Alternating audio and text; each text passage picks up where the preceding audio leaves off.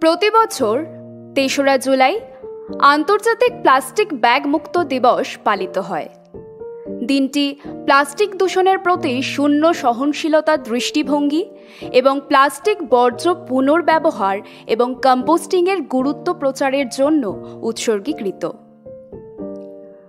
কাগজ এবং পুনর্ব্যবহারের ব্যাগের তুলনায় প্লাস্টিক ব্যাগের ব্যবহার দ্রুত বিশ্বজুড়ে ছড়িয়ে পড়ছে। প্লাস্টিক ব্যাগের ইতিহাসের সূচনা ১৯৩০ দশকের গোড়ার দিকে। ইংল্যান্ড নর্থউইচের একটি রাসায়নিক প্লান্ট দুর্ঘটনাক্রমে পলিথিন তৈরি করেছিল। ১৯৯৭ সালে গ্রেট প্যাসিফিক গার্বেজ প্যাচ আবিষ্কারের দিকে পরিচালিত করে, যা বিশ্বের মহাসাগরের কয়েকটি গায়ের মধ্যে বৃহত্তম ছিল। গ্রেট প্যাসিফিক গার্বেজ প্যাচে জমে থাকা বিপুল পরিমাণ প্লাস্টিক বর্জ্য সামুদ্রিক কচ্ছপ, তিমি, ডলফিন এবং আরও অনেক সহসামুদ্রিক জীবনকে হুমকির মুখে ফেলছে।